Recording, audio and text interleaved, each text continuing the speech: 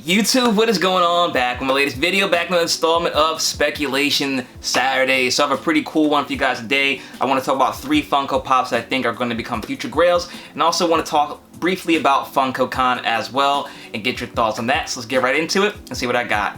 Here we go.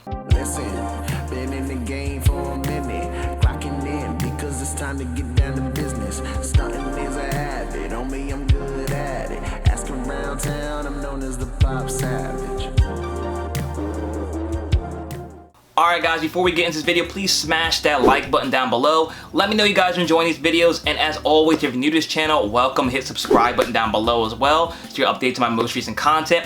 Looks like about half of you guys are not subscribed or watching these videos, so it really would help this channel if you hit subscribe. I'd be really appreciative and thankful if you guys could do that. So if you're new to this channel, what I like to try to do every Saturday is I like to try to talk about the financial side, the business side of Funko, and also a lot of times give you guys suggestions on which pops I think are going to go up in value over time. Before I get into that, I want to talk briefly about Funko Con and Funko or Fridays or whatever they called it.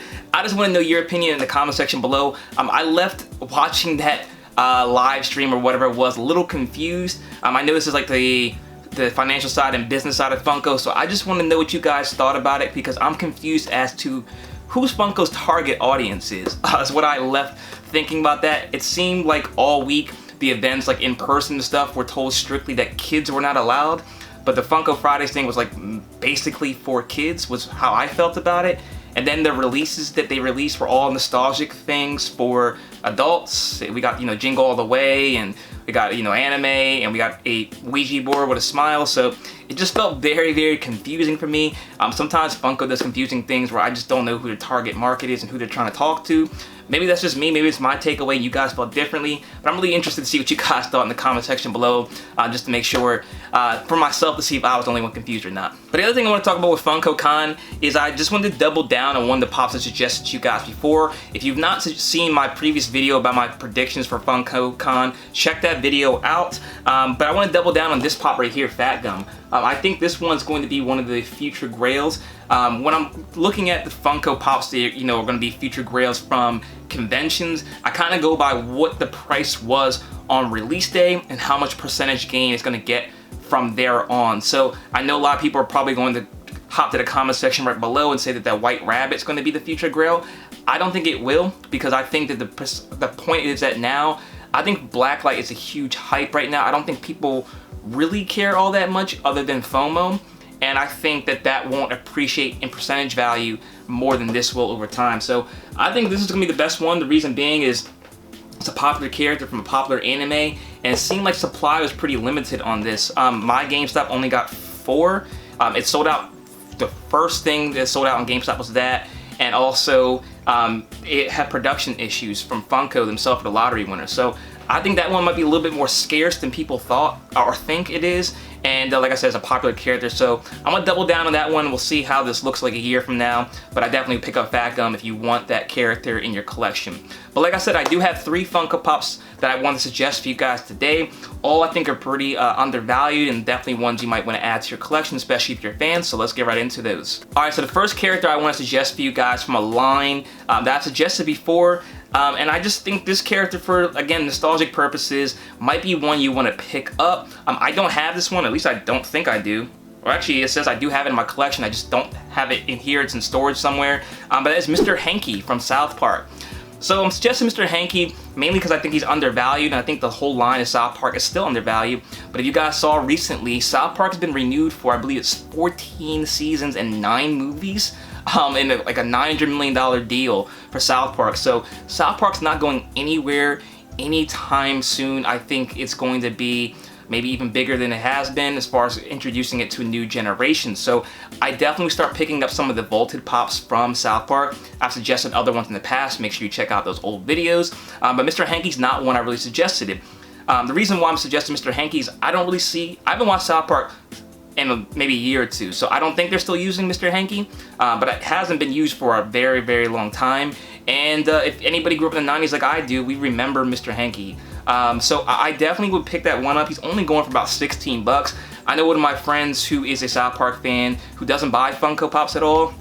This is the first pop he wanted when he knew it existed. So I definitely think there's other people like him out there that if they found this pop for a cheap price, like 16 bucks to pick it up, I can definitely see this one at least doubling in price this time next year once more people are starting to pick up some South Park things and getting them to their collection. At 16 bucks, I think he's incredibly undervalued compared to the other vaulted South Park pops. And like I said, I don't think Mr. Hanky's going to be reproduced as a Funko Pop, whereas, you know, the other characters, Cartman, Kenny, Kyle, and Stan are going to be, you know, there's going to be a whole bunch of different variations for him. So this is going to be the only one you can get for him. So if you want Mr. Hanky, it's only gonna be 16 bucks, and I think people are gonna buy that one up, and I think it's incredibly undervalued, and you should add it to your collection before it's too late. So the next pop I want to talk about, there's actually 4 options, but it's all the same person, and this one was actually pretty crazy when I saw it, as far as it being as cheap as it was, and that is Prince. So Prince Pops are incredibly cheap. Other than one, that's the Purple Rain Glitter one's going for $33.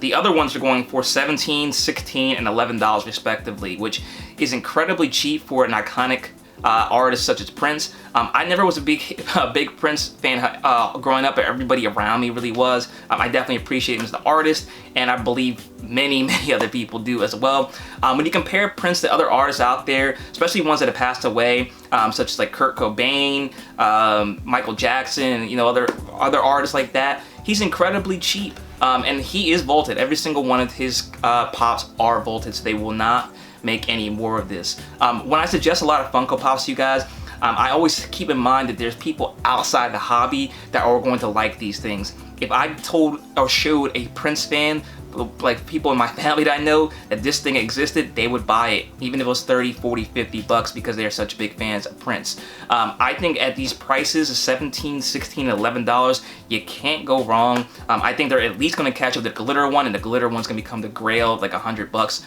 later down the line. The Michael Jackson ones are all very expensive. I always compare Michael Jackson to Prince. I think eventually Prince has to catch up to those Michael Jackson prices, and I don't see them making any more of these. I think these 4 will be the only ones they ever make, so if you want one, you had to buy one of these 4. As far as suggesting you guys a single one, I just would buy what you like. I don't think you can go wrong, because I think all of them are incredibly cheap for what they are, and I definitely can see this being a future Grail for all 4 of these in the future, so definitely buy that one before it's too late. Alright guys, and the last one I want to talk about today is another surprise. When I was looking through values, sometimes what I'd like to try to do is try to compare them to other things in the line, and this one kind of stuck out like a sore thumb. I thought this one was incredibly undervalued. I was surprised that it was going for so cheap, and he's partly relevant right now. I think it's something that you might want to pick up, and that is Elmer Fudd from the Looney Tunes line. So Looney Tunes, I don't really have to give an introduction, but it's extremely popular outside of Funko. There's so many people who collect Warner Brothers stuff, and with Space Jam being one of the most popular movies out right now, I think now's a good time to pick up Elmer Fudd before people pick up on this one. Elmer Fudd is vaulted, just like all the other ones that I suggested today, and he's going for 13 bucks. When you compare him to any other of the vaulted Funko Pops out there, he's incredibly cheap. He's at least a quarter of some of the prices. You know, the only other one that's cheap is Bugs Bunny, and he's still like available, and he's going for like 20 bucks for the like original first Bugs Bunny, and there's a whole bunch of other different variations of that character now. There's only one Elmer Fudd as far as I know, and he's going for 13 bucks. He's cheaper than Gossamer. He's cheaper than I think Peter Puma is, you know, part of that, but he's a con exclusive. But as far as popularity is concerned, Elmer Fudd's one of the most popular Looney Tunes of all time. He's cheaper than Daffy. He's cheaper than Speedy, obviously, but he's the most affordable Looney Tune out there for 13 bucks. And he's vaulted. I strongly suggest you guys to pick one up. It's not one I have. I don't have any of this Pops I'm suggesting today, but I did order one. So I strongly suggest you guys to pick up Elmer Fudd.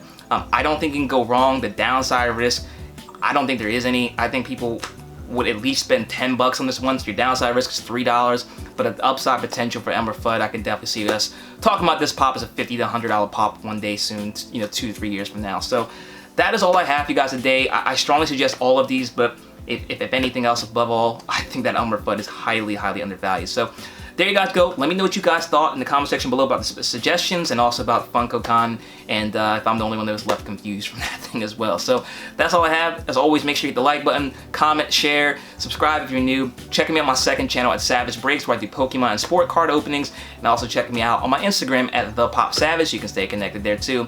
Thanks again for watching, guys. I do appreciate it. Until next time, I'll see you later.